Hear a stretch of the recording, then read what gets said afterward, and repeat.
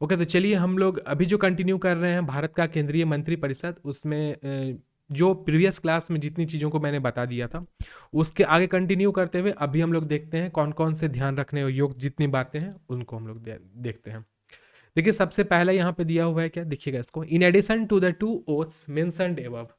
वो मतलब जो भी मंत्री दो शपथ लेते हैं, जो ऊपर में मैंने आपको बताया है इससे पहले वाली क्लास में, a minister also takes two other oath, तो उसके साथ वो दो और भी शपथ लेता है। One at the time of filing nomination paper for contesting election, सबसे पहला वो कब लेता है, तो जिस टाइम में वो नॉमिनेशन दाखिल करते रहता है, मतलब नामांकन पत्र जब वो दाखिल करते रहते हैं उस समय में एक शपथ लेते हैं। यहाँ पे देख सकते हैं आप, लिखा हुआ है फिलिंग नॉमिनेशन पेपर।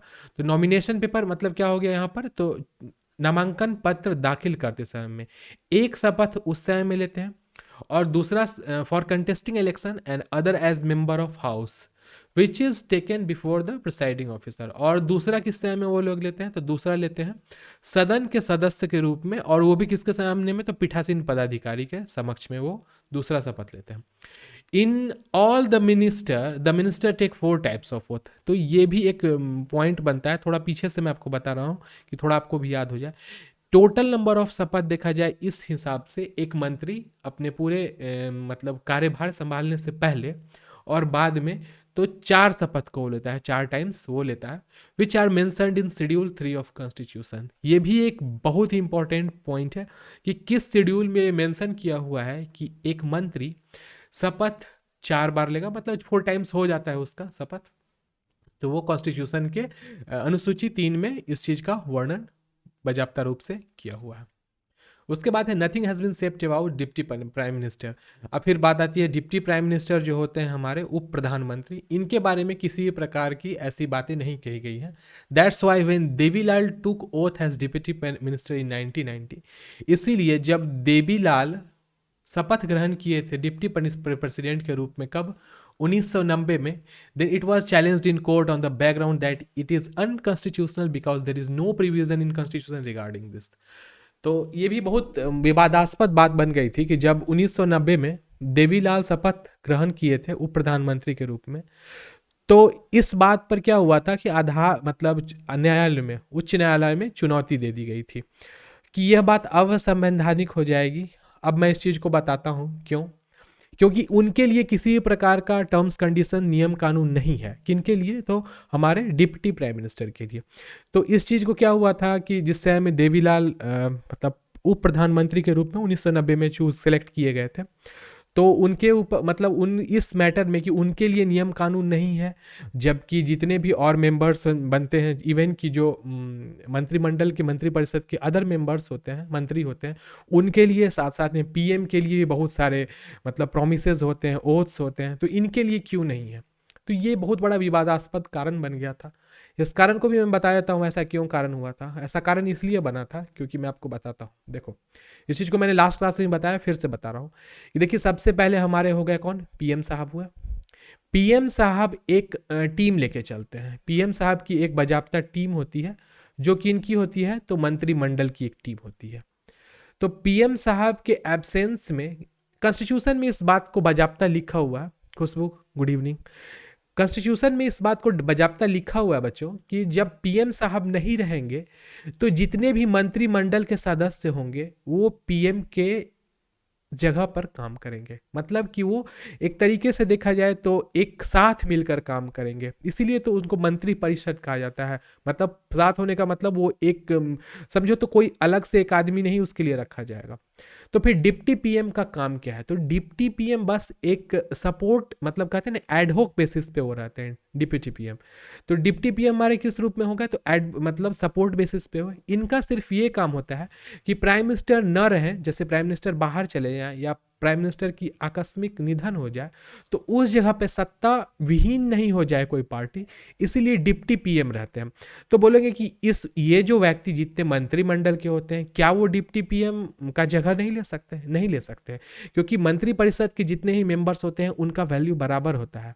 अब भले मंत्रिपरिषद में ही 2-4 अलग अलग मतलब लेवल्स को बना दिया जाए, वो अलग चीज़ है, लेकिन डिप्टी पीएम एक्चुअली सिर्फ जो सीट है उस सीट खाली न रह जाए, इसीलिए बनाई गई है इस पद को।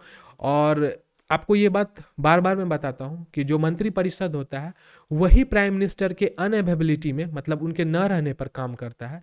तो इसीलिए जो हमारे देवीलाल को उप प्रधानमंत्री के रूप में सेलेक्ट किया गया था 1990 में, उस समय में उनके लिए न्यायालय में, उच्च न्यायालय में चुनौती दे दी गई थी कि यह बात बहुत ही असंवैधानिक है कि हिंदुस्तान के हर एक व्यक्ति जो कि मिनिस्ट्री मतलब कॉन्स्टिट्यूशनल राइट्स को लेकर आगे बढ़ते हुए, हमारे संविधान के जितने भी राइट्स हैं उनको लेकर आगे बढ़ते हुए मंत्रिपरिषद का हिस्सा होते हैं, तो उनको तो शपथ लेना पड़ता है।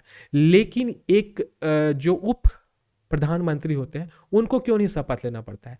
लेकिन बात बाद में आगे बढ़ते गई और उच्च न्यायालय ने क्या किया, इस बात को वैध ठहरा दिया, वैध ठहरा दिया। अब ये बात यहाँ पे लिखी हुई है, that is now any sorry हाँ, but the interesting thing is that court upheld this oath. लेकिन कोर्ट क्या किए, उस चीज को अपहेल्ड कर दिया, वो बोले नहीं ऐसी कोई व्यवस्था नहीं है, जो उप प्रधानमंत्री होंगे उनको कोई शपथ उपथ नहीं लेना पड़ेगा। यानी कि मतलब that is now if anyone wants to become deputy president then he can become it. यानी कि अब कोई अगर उप प्रधानमंत्री भी बनना चाहे तो वो बन सकता है, उसको कोई भी विशिष्ट प्रकार का शपथ जैसे कि मंत्री परिषद या फिर पीएम साहब लेते हैं वो उनको नहीं लेना पड़ता है। तो ये चीज़ हमने लास्ट क्लास में भी ऑलरेडी बताई थी बच्चों, अभी भी मैं बता दिया, थोड़ा रिवीजन हो गया आपका इससे। नेक्स्ट हमारी आती है बात कि कोई मंत्री जो निरंतर 6 माह से किसी अवधि तक संसद के किसी सदन में नहीं है, उस अवधि की समाप्ति पर मंत्री नहीं रहेगा। देखो कहने का अर्थ क्या, एक क्वेश्चन ये भी बनकर आता है कि कितने दिनों तक एक सांसद अगर वो संसद भवन में संसद के किसी भी सत्र में या फिर स्क्रीन नहीं आ रहा है। आवाज नहीं जा रही है? Hello, no sir, screen share नहीं है। स्क्रीन शेयर नहीं है? No sir. ओ भाई, आपको बताना था। देखिए मैंने उधर वाले स्क्रीन पे ध्यान नहीं दिया था। अब कोई एक भी बच्चे बता देते ना, हमको पता चला हम ही भाषण दिए जा रहे हैं यहाँ पे। चलिए कोई नहीं, आप लोग को यहाँ से ही अभी मेन क्लास शुरू होगी, इससे पहले की बात मैं आपको बता चुका हूँ। देखो बच्चों, अगर स्क्रीन शेयर ना रहे तो प्लीज़ आप में से जितने हैं सभी मेरे स्टूडेंट हो यार, सब छोटे भाई बहन जैसे हो, प्लीज़ आप लोग बीच में बता दिया करो सर स्क्रीन नहीं आ रही है, ऑडियो नहीं आ रही है। मुझे नहीं पता चलता क्योंकि इधर पढ़ते रहते सा तो। हमको सा हाँ, हम सर स्टार्टिंग में लगा कि शायद स्क्रीन शेयर करेंगे, या फिर हमको लगा कि आप मतलब ऐसे समझा रहे हैं। ओहो नहीं हम नहीं इतना वैसे, सोचे ही नहीं सर। अरे कोई नहीं छोटी, कोई नहीं, टेंशन नहीं लेना है। ठीक है, अभी से वैसे मेन ओके अभी आ सर। रहा है, अभी से स्क्रीन शेयर रहेगा, ठीक है कोई इशू मत रखिए। जी क्योंकि जी सर। ठीक है जी, देखिए पॉइंट नंबर 5 देखिएगा, ये एक क्वेश्चन बनकर आता है हमारे, मतलब जो अगर लुसेंट वगैरह पढ़ते होंगे आप तो उसमें क्या रहता है कि कोई भी सांसद जो होता है तो कितने दिन तक अगर वो सदन में नहीं उपस्थित रहेगा तो उसकी जो मतलब मिनिस्ट्री होती है उसको एक्सपायर्ड मानी जाएगी, मतलब उसकी मंत्री पद को उससे हटा दिया जाएगा। तो वो क्वेश्चन का आंसर होता है 6 मंथ। तो ये चीज़ यहाँ पर डिफाइन भी किया हुआ है, ठीक है। इंग्लिश में लिखा हुआ है, a minister who is not a member of either house of parliament for any period of 6 consecutive month, मतलब लगातार 6 महीने तक अगर वो नहीं रहता है available, shall cease to the minister, तो उसकी जो मिनिस्ट्री है, मतलब उसका जो मंत्री है, मंत्री का शक्ति है, उसको सीज कर लिया जाएगा, मतलब उसको थाम दिया जाएगा, रोक दिया जाएगा on the expiration of the period, कि वो 6 महीना जैसे ही बीतेगा तो उनकी मंत्री पद से उनको बर्खास्त भी किया जाए, बर्खास्त तो नहीं किया जाएगा, उनको सीज कर लिया जाएगा, मतलब समाप्त कर दिया जाएगा उसको। दरअसल कहा क्या गया है इस चीज को देखिएगा, इन 1997 1997 में the supreme court give a decision that a person who is not a member of either house can be appointed prime minister और मिनिस्टर फॉर 6 मंथ। मतलब 1997 में उच्चतम न्यायालय ने एक निर्णय दिया, उच्चतम न्यायालय ने निर्णय दिया था कि एक व्यक्ति को जो भी सदन का सदस्य न हो, कौन कौन सा हाउस, लोअर लोअर हाउस और अपर हाउस, दोनों में से किसी एक का 6 मंथ के लिए प्रधानमंत्री या मंत्री नियुक्त किया जा सकता है। तो उसकी नियुक्ति 6 महीने के लिए प्रधानमंत्री या मंत्री के लिए करा जा सकता है। फिर उसके आगे क्या कहा गया, हाउएवर फिर भी during this period he will have to become a member of either house of parliament। तो उसमें उनको करना क्या पड़ेगा कि इस अवधि के, मतलब इस अवधि में, इस हालांकि इस अवधि में उसे संसद के किसी भी सदन का सदस्य बनना पड़ेगा। देखो ये फैक्ट को उसमें ऐड करा गया कि सबसे पहली बात कि अगर कोई एमपी है, कोई व्यक्ति है, तो उसको अगर मंत्री बनाया जा रहा है, मंत्री पद, देखिए प्रधानमंत्री नहीं बोलेंगे, हम मंत्री को ही लेकर के चलते हैं। अगर उसको मंत्री बनाया जा रहा है तो उसको 6 मंथ के अंदर में क्या करना पड़ेगा, एलएस या आरएस, लोकसभा या राज्यसभा का उसको क्या करना पड़ेगा, मेंबरशिप लेना पड़ेगा। अन्यथा वह प्रधानमंत्री या मंत्री के पद पर नहीं बन के रह सकता है। नहीं तो क्या होगा, वो या ना तो वो पीएम के रूप में सेलेक्ट किया जाएगा, ना वो कोई मिनिस्टर के रूप में बन पाएगा। अब घूम करके ये बात आती है, आज तक कभी ऐसा हुआ है? तो आज तक ऐसा कोई प्रधानमंत्री के केस में नहीं देखा गया है, लेकिन मंत्री के केस में इस चीज को बाजाप्ता देखा गया है। आगे उस चीज को भी हम चर्चा करेंगे। उसके बाद है, this simply means that even if a person is not a member of any house he can still become a minister for at least 6 month. तो इसका यह सीधा मतलब है कि कोई व्यक्ति अगर किसी भी सदन का, ना या तो वो लोअर हाउस हो या वो अपर हाउस हो, अगर किसी भी सदन का वो मेंबर नहीं है, फिर भी वो मिनिस्टर के रूप में नियुक्त किया जा सकता है, लेकिन उसकी नियुक्ति मैक्सिमम 6 मंथ तक रहेगी। 6 मंथ के बाद उसको या तो लोकसभा या राज्यसभा किसी न किसी एक मंत्र मतलब हाउस का उसको मेंबरशिप लेना ही पड़ेगा। अब मेंबरशिप लेने की भी कंडीशंस होती है, उसको ही बताते हैं।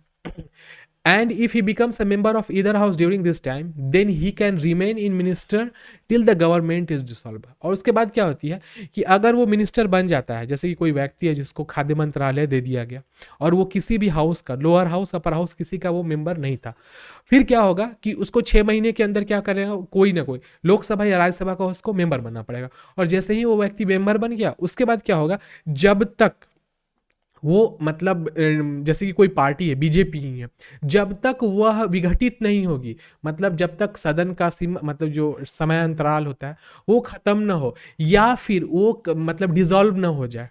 डिसॉल्वमेंट का भी कुछ काउज होता है, वो हम अलग से आपको ऑलरेडी बता चुके हैं, बार बार नहीं बताएंगे।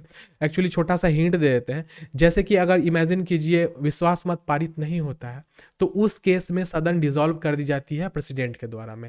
तो ये सब वैसा केस है जो कि बहुत ही खतरनाक पहलू पर देखा जाए तो वैसा देश में अभी तक हुआ नहीं है, लेकिन ऐसा होने की संभावना हो तो संविधान में उसके लिए विशेष अनुच्छेद इशू किया हुआ है। उस चीज को भी हम लोग अभी के ही टॉपिक में पढ़ेंगे आगे। देखिए वो क्या है, बताते हैं। संविधान के अनुसार मंत्री संसद के दोनों सदनों में से किसी का भी सदस्य हो सकता है। मतलब क्या कि अकॉर्डिंग टू द कॉन्स्टिट्यूशन में इस चीज को बाजाप्ता लिखा हुआ है कि a minister can be a member of either of the two house of the parliament. कोई व्यक्ति चाहे तो वो किसी भी हाउस का, अपर हाउस या लोअर हाउस, लोकसभा या राज्यसभा, किसी का वो क्या हो सकता है, तो वो सदस्य हो सकता है। उदाहरण के लिए इंदिरा गांधी 1996, देवगौड़ा 1996, मनमोहन सिंह 2004 और 2009 में राज्यसभा के सदस्य थे। अब इस चीज को आगे बताया गया है कि एस जयशंकर वर्तमान विदेश मंत्री राज्यसभा के सदस्य हैं। तो ये डेटा थोड़ा पुराना है, ठीक है, ध्यान रखिएगा, ये डेटा अभी का नहीं है, पुराना डेटा है। उसके बाद है मंत्रियों के वेतन और भत्ते ऐसे होंगे जो संसद विधि द्वारा समय समय पर अवधारित रहेंगे। देखिए, the salaries and allowance of the minister shall such a parliament may by law और determine from time to time. देखो हिंदी थोड़ी अजीब सी लिखी हुई है, अब इसको थोड़ा सा मैं इसको हिंदी में अपने तरीके से बता देता हूँ कि जो भी भत्ता होता है, सैलरी होता है कोई भी मिनिस्टर का, वो पार्लियामेंट समय समय पे उसको रिकन्फिगर कर सकता है। मतलब दोबारा से उसमें कमी बेसी या फिर किस प्रकार से उसको एलोवेंस देना है। जैसे कि अगर बाय द वे कोई नेता अगर कोई दूर के स्टेट से आते हैं तो उनको ट्रैवलिंग अलाउंस देना है। साथ में अगर वो चुनाव कराते हैं तो चुनाव में कितने पैसे उनको देते हैं, ये सब कुछ पार्लियामेंट समय समय पर डिसीजन ऑलरेडी लेते रहती है। और वो भी देखते रहती है कि जिस प्रकार से महंगाई ऊपर की ओर बढ़ती है उस प्रकार से उसमें भी वो चेंजेस करते हैं। वैसे आगे देखिएगा, कहने का क्या अर्थ है कि कहने का अर्थ ये है that is to say how much will be the salary allowance of the minister decided by parliament from time to time. In fact under article 106 of the constitution MPs have got the right to decide their salary by making law. अब देखो यहाँ पर कुछ fact आपको हम बताते हैं, कुछ छोटी सी एक घटना ही बताएंगे, दिल्ली की घटना है, मैं आपको उस चीज़ को बाद में बताऊंगा, पहले ये बता देता हूँ कि ये है क्या। देखिए जितने भी मिनिस्टर्स होते हैं उनकी सैलरी, मिनिस्टर्स मतलब कौन, देखो जो रूलिंग पार्टी होगा उसी के जो भी मिनिस्टर्स होंगे वही कहाँ रहेंगे, सदन में बैठेंगे। देखिए सदन में तो दोनों बैठते हैं, रूलिंग पार्टी बैठती भी है और अपोजिशन भी बैठती है, लेकिन जो सैलरी होता है उसका डिसीजन कौन लेते हैं, तो वही मंत्री परिषद लेता है। कोई विशिष्ट कोई डिपार्टमेंट नहीं है, ना प्रेसिडेंट है उस सैलरी को डिटरमाइन करने के लिए। तो फिर यहाँ पर बात आती है कि आर्टिकल 106 में क्या है। तो आर्टिकल 106 एक प्रकार का विशेषाधिकार हमारे सारे मंत्रियों को देता है कि वह अपनी सैलरी खुद से चूज कर सके कि उनको कितना भत्ता चाहिए, क्या सैलरी चाहिए। अब देखो जितनी भी सैलरी होती है वो हिंदुस्तान की जितने पीपल है उन्हीं के इनकम टैक्स, उन्हीं के जो भी टैक्स देते हैं जिस भी प्रकार का हो, चाहे वो वैट के जरिए जाए, चाहे वो कि इनकम टैक्स के जरिए, चाहे सेल टैक्स के जरिए दे, जिस प्रकार से दे उसी से उनको सैलरी मिलती है। लेकिन ये सभी चीज़ों का जो डिस्कशन होता है वो सदन में होता है और मंत्रियों के बीच में होता है। तो फिर क्या आपको मैं बताता हूँ, एक छोटी सी घटना बनी थी दिल्ली की सरकार केजरीवाल की है, आपको पता है ये फेमस घटना, आज से ज़्यादा नहीं मतलब 1 साल पुरानी घटना है। दिल्ली की सरकार में क्या हुआ था कि केजरीवाल ने कहा क्या कि मुझे सैलरी 3 लाख रुपए पर मंथ चाहिए। तो इस पर सारे लोग मतलब कहने लगे कि भाई आप दिल्ली हो, केंद्र शासित प्रदेश में हो, चलो माना आपके यहाँ किसी भी प्रकार का प्रॉब्लम नहीं है, आपका स्टेट बहुत ज़्यादा ग्रो कर रहा है, आप चीज़ों को भी बहुत अच्छे प्रकार से चला रहे हो, आपने सड़कें, स्कूल, बिजली, पानी, हर चीज़ की अच्छी व्यवस्था की है, फिर आप सैलरी इतना क्यों मांग रहे हो, ये तो अनकॉन्स्टिट्यूशनल हो जाएगा। तो उन्होंने डायरेक्ट एक ही बात कहा कि देखिए हमारे जितने भी नेता हैं हमारे आप पार्टी के, वो कोई भी करप्शन नहीं करेगा अगर उसको ठीक से सैलरी दी जाएगी। तो उनका एक तरीके से ये चीज़ भी सही कहना था, अगर कोई आदमी करप्शन करे, करप्शन क्यों करते हैं, क्योंकि उनको एक्स्ट्रा पैसा आ सके। तो अगर मंत्रिमंडल को जितने भी मंत्री हैं उनके टीम में, कोई भी पार्टी में, जैसे आप में जितने भी मंत्री हैं 200-250 जितने भी मंत्री हैं, अगर उनको चाहे सैलरी सही से मिलेगी, जितनी उनकी नीड है उस हिसाब से मिल जाएगी, तो कोई उनको मकसद ही नहीं पड़ेगा कि वो करप्शन करेंगे। तो यहीं पर आर्टिकल 106 आता है कि जितने भी लोकसभा या राज्यसभा के मंत्री होंगे उन सबों के पास एक उनका अपना मतलब समझो तो अधिकार होता है उनको मिला हुआ कि वो अपना कानून खुद से बना करके अपने सैलरी को वो निर्धारण कर सकेंगे। उसके बाद कहते हैं टिल 2018 मतलब 2018 तक MPs use to pass law to revise their salaries from time to time. देखो 2018 तक ये कंडीशन थी, समय समय पर संसद जो होते वो वेतन में संशोधन के लिए कानून पारित करा देते। अब देखो समय समय पे कानून पारित कराना भी थोड़ा अजीब लगता है, बार बार स्पेशल कानून रहो, सुप्रीम कोर्ट में जाकर के उसको अपीलेट दो, जितने भी होते हैं PLI पब्लिक लिटिगेशन होती है उसको दायर करो, बहुत सारी चीज़ों को उनको देखना पड़ता था। तो इसी को बदल करके क्या किया गया कि अब कॉन्स्टिट्यूशन में 100 आर्टिकल अनुच्छेद 106 में कुछ अमेंडमेंट कर दिए गए और उस अमेंडमेंट के तहत अब जितने भी मंत्रिपरिषद के मंत्री होंगे वो खुद से मील बांट करके मतलब सोच विचार करके अपने सैलरी को खुद से वो लोग जज कर पाएंगे कितने सैलरी लेने हैं कितने नहीं लेने हैं। देखो उसके बाद है since MP decided their own salary the question of conflict of interest है। लेकिन देखो अब बात आती है क्या कि सांसद अपने जितने भी MPs होते हैं, सांसद होते हैं, वो अपना सैलरी खुद तय करते हैं।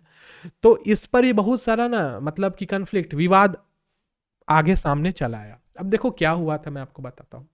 2010 में लोकसभा में इस विषय पर चर्चा के दौरान कई सांसदों को सुझाव दिया गया था कि सांसदों के वेतन को तय करने के लिए एक ऐसी व्यवस्था तैयार की जानी चाहिए जिसमें संसद या संसदीय समिति न हो।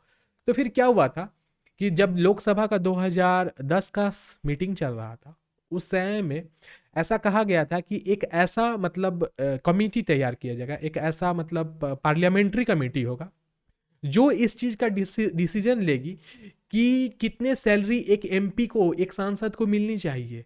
लेकिन कंडीशन वहाँ पर ये थी कि जो भी व्यक्ति इस पैसों को, सैलरी को तय करेगा वो किसी भी प्रकार से पार्लियामेंट से जुड़ा हुआ नहीं होना चाहिए। फिर उसके बाद क्या आई थी, keeping this in mind in 2018, इसी चीज़ को ध्यान में रखते हुए 2018 में क्या हुआ था, इसी चीज़ को ध्यान में रखते हुए 2018 में Parliament amended the laws determining the salary of PMs through the Financial Act 2018। तो इसी चीज को ध्यान में रखते हुए संसद ने फाइनेंस एक्ट 2010-18 के जरिए सांसदों के वेतन को निर्धारण करने के लिए एक स्पेशल कानून ले आया। अब वो कानून क्या था, there is a provision in this act that the salary, daily allowance of and the pension of MPs will increase every 5 years। और उसमें इस बात का एक्ट में, उस एक्ट में यह प्रावधान थे कि जितने भी सांसद होंगे उनके वेतन, दैनिक भत्ता, पेंशन में हर 5 वर्ष में क्या किया जाएगा, बढ़ोतरी करी जाएगी। This hike will be done on the basis of cost inflation index. मैंने कहा था ना कि यह लगातार मुद्रास्फीति के सूचकांक में जो भी ऊपर नीचे होगा उसी हिसाब से इस चीज को डिसाइड किया जाएगा। तो ये कब किया गया था, तो ये कहा गया कब कि ये अभी इंपॉर्टेंट पॉइंट क्या बन रहा है कि अब यहाँ पर हम लोग ध्यान क्या क्या इस स्लाइड में रखेंगे। देखो सबसे पहला कौन सा हम लोग यहाँ से आते हैं, सबसे पहला कौन सा ऐसा आर्टिकल है जो हर एमपी को अपना सैलरी खुद से डिसाइड करने का उनको शक्ति देता है, तो वो आर्टिकल 106 है, इसको ध्यान में रखिएगा। अब उसके बाद दूसरा क्या आता है, कौन सा ऐसा एक्ट पास किया गया था जिसके कारण ऐसी नियम लाई गई कि कॉस्ट इन्फ्लेशन मतलब कि जो मुद्रास्फीति में बढ़ोतरी होगी उसी हिसाब से एमपी की सैलरी चूज करी जाएगी। तो फिनेंशियल एक्ट 2018 में हुआ था। तो ये 2 पॉइंट इस वाले स्लाइड से बनता है। अब 2 चीज को हम लोग देखते हैं, कॉस्ट इन्फ्लेशन होता क्या है, कैसे वो वर्क करता है। तो क्या है कि cost inflation index is inflation index increased released by government of India. सबसे पहली बात कि लागत मुद्रास्फीति सूचकांक भारत सरकार द्वारा जारी एक महंगाई सूचकांक है, which tells us how much inflation has increased compared to earlier, जो कि यह बताता है कि पहले के मुकाबले में महंगाई कितनी बढ़ी है। देखो वैसे आप लोग को इस चीज़ के बारे में पता होगा कि हर साल कोई ना कोई चीज़ की रेट धीरे धीरे बढ़ते रहती है, तो वो रेट जो धीरे धीरे बढ़ रही है इस चीज़ को डिटरमाइन करने के लिए क्या करती है, तो सरकार एक इन्फ्लेशन इंडेक्स जारी करती है। फॉर दिस, इसके लिए 2001 और 2 is taken as a base year. उसके लिए क्या किया जाता है कि 2001 और 2002 को आधार वर्ष के रूप में चुना जाता है। इन्फ्लेशन टू 100 उसकी लागत मुद्रास्फीति 100 मान लिया गया है। आगे बता रहे हैं क्या है वो। Based on this the cost inflation index for every year is released. मतलब कहने का है कि 2010 को 100 मानेंगे हम, और उसके बाद हर साल देखा जाएगा कि महंगाई कितनी बढ़ रही है, 3% 4%, उसी हिसाब से परसेंटेज को इंक्रीज करा जाएगा। अब उदाहरण के लिए यहाँ पर एग्जाम्पल में क्या आता है, फॉर एग्जाम्पल फॉर CII क्या है बच्चों, तो CII है cost inflation index for 2021 is 301। तो कब से, 2002 से शुरू किया गया है, यहाँ पे दिया गया 2002 को बेस माना गया है, और 2020-21 में मतलब कितने साल, 20 साल बाद 100 से ये जो पॉइंट था 100, ये बढ़कर कितना चला गया है बच्चों, तो ये 301 चला गया। तो मतलब ये 20 साल में मुद्रा मतलब जो कॉस्ट इन्फ्लेशन इंडेक्स था वो कितना 200 टाइम्स इंक्रीज कर गया। मतलब 100 था, 200 और बढ़ के वो 301 चला गया। Goods and service tax, the goods और service that were available for ₹100 in 2011 are available for 301 in 2021। और एक्चुअली कहने का अर्थ ये है कि जो भी चीज़ें 2001 और 2002 के टाइम में 100 रुपये में मिलती थी, अभी के टाइम में वही चीज़ 301 रुपये में मिल रही है। इसका सामान्य रूप से कहने का यही अर्थ है। On the basis of government of India increase salary, on the basis the government of India increases the salary of PMP। और इसी रूप से क्या करता है भारत सरकार, इसी आधार को बनाए हुए सांसदों की वेतन को वो क्या करते हैं, इंक्रीज करते हैं। इसको एक सामान्य रूप से हम समझे तो ये समझेंगे कि देखो आप लोग भी देखो कोई भी चीज़ की, अग्नि जेल एक पेन हुआ करता था, अग्नि जेल आपको पता है, जिस टाइम में आप लोग शायद क्लास 7-8 में पढ़ते होगे तो 2.5 रुपये में मिलती होगी, ठीक है। अभी के टाइम में अग्नि जेल जाओ खरीदने के लिए तो उसका रेट कुछ ना कुछ बढ़ गया, उसको 3 रुपया कर दिया गया। कुछ पेन ऐसे थे जो कि हम लोग, मुझे भी, 4 रुपया। हाँ बताइए बताइए, कोई बोलना चाहते हैं बोलिए जी। 4 रुपया। कितना हो गया है अभी अग्नि जेल का कॉस्ट, 4 रुपया। अब देखिए 4 रुपया हो गया। तो ये इन्फ्लेशन रेट हुआ, ये क्या है, CII कॉस्ट इन्फ्लेशन रेट। एक और चीज़ देखिएगा, आप लोग बच्चों पेंसिल 1.5 रुपया में खरीदते थे ना, याद कीजिएगा, पेंसिल जो आती थी लकड़ी वाली पेंसिल, अली आपको भी याद होगी और भी बच्चे जो लोग जुड़े हुए हैं, तो 1.5 रुपये में, क्या 1.5 रुपये में अभी पेंसिल मिलती है, नहीं मिलती है। उसका रेट बढ़ करके 3 रुपया या फिर उससे ऊपर चला गया। कितना गया है कोई आदमी बताइए जो हाल फिलहाल पेंसिल खरीदे। 3 रुपया। ओके 3 3 रुपया। रुपया, देखिए तो 3.5 नहीं 3 रुपया चला है। तो ये एक्चुअली रेट का इंक्रीजमेंट। सलाई याद है रुपीज सर की, आप सर हाँ सर एक एक पेंसिल था जो अप्सरा एक्स्ट्रा डार्क वाली वो जी 3 रुपए में देती थी, अब वो 5 रुपए में आती है। ओके हाँ तो अभी सीआईआई के हिसाब से हम लोग समझे तो अभी कह रही हैं बच्ची यस की सर। कि कितने रुपए में आती थी, 3 रुपए में आती थी। और अब हाँ, वो पहले सीआईआई पहले के 3 में जरिए आती ही थी, अब 5। हाँ कॉस्ट हाँ। इन्फ्लेशन इंडेक्स इतना ज़्यादा इंक्रीज किया है कि वो 3 रुपए की पेंसिल आज कितने में मिल रही है, तो वो 5 रुपए में मिल रही है। तो आप खुद देखिए कि ये इंक्रीजमेंट एक्चुअली कहीं ना कहीं से महंगाई को डिटरमाइन कराती है। और महंगाई का डिटर्मिनेशन किस चीज़ को बताएगा कि समय से समय किसी भी व्यक्ति की सैलरी को भी इंक्रीज करना है। तो एक्चुअली जितने भी एमपीज़ की सैलरी होती है ना, इसी महंगाई पे डिपेंड करती है। सलाई जो 50 पैसे में मिलती थी आज वो 50 पैसे में नहीं मिलती, आज वो 1 रुपये में मिलती है। ये सब चीज़ किस चीज़ का एक उदाहरण बनता है, तो सीआईआई का कॉस्ट इन्फ्लेशन इंडेक्स का। तो इसी चीज़ को आधार बनाया गया था 2001-2002 में, और उसके बाद से उस समय में 100 मान लिया गया था। और समय समय पर इसको क्या क्या रिवाइज किया जाता है, इसमें चेंजेस किए जाते हैं और बताया जाता है कि कितने रुपए का इंक्रीजमेंट हुआ है, उस हिसाब से सैलरी को कितना हमें बढ़ाना है। देखो तो ये रहा आज का हमारा कंटेंट। हम आज कंटेंट को भी यहीं इसलिए समाप्त कर रहे हैं क्योंकि कृष्ण सर की भी क्लास आज चलने वाली है। कृष्ण सर आज क्लास आएंगे,